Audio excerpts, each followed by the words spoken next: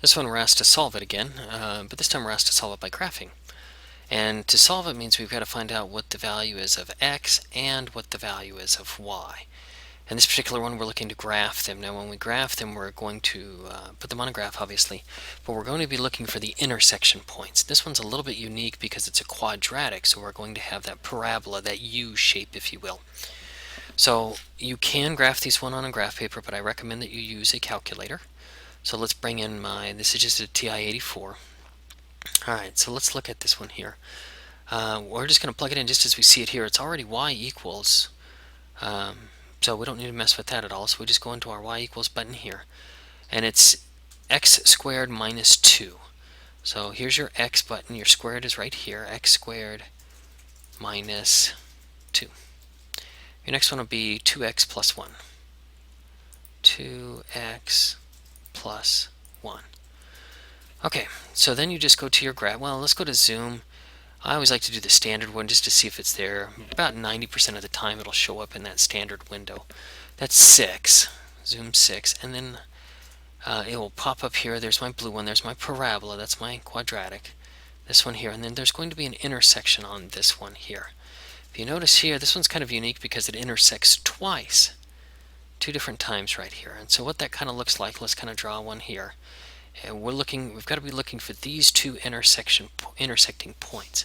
So let's look at this one first. Okay, so let's bring our calculator back in here. Okay, when we're looking for this intersection point, remember intersection is found, it's part of the calc here, and that calc is in blue. That means we've got to hit the second button. So we go second, trace, and we're looking for the intersection. That's option number 5. Now we can scroll down to it and then just hit enter, or you can type in number 5. Either one works okay. Now this one, you've got to really pay attention to this because we're looking for the one over here on this side. So I want to get somewhat close to it. I just kind of go closer. Now don't go up and down. That will actually jump to the different equation here.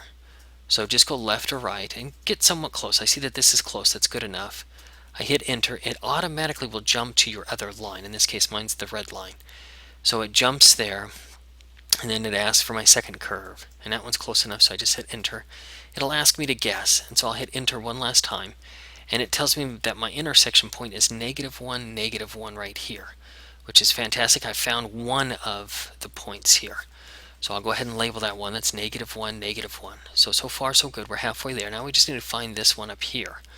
So again, I bring in my my calculator, and we're going to do the same thing again. We're going to go second trace, but this time we're going to look for it up here.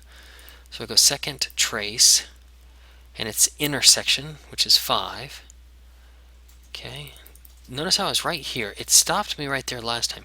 I'm going to have to use my left and right arrows to go on to my next one. And I need it to be somewhat close up here. This way it tells your calculator which one you're trying to go for. Okay, so that's pretty close there. So I'll hit enter. It'll automatically jump to my red line. I hit enter one more time, and it asks me to guess. So I hit enter again, and this time it gave me the answer of +3, +7. So I write those as an ordered pair, the x equals 3 and y equals 7. Okay, so essentially I have my answer here. I have 2 x values and 2 y values. And the reason why I have 2 is because this one is a quadratic. It intersects twice. Okay, now using the online system, it'll ask you to write your answers as 2 ordered pairs with a comma in between them. And you can write them in any order. This particular one I did -1, comma, -1 in parentheses, comma, and then another parenthesis with the 3, 7. You could have written the 3, 7 first, and then comma, and then parentheses -1, comma, -1. That would be fine as well. Either way, the computer will accept it. But what you don't want to do is write x equals -1, y equals 3. Or x equals -1 and 3. Don't do it that way. Just write it as ordered pairs, just like you see here that's circled in red.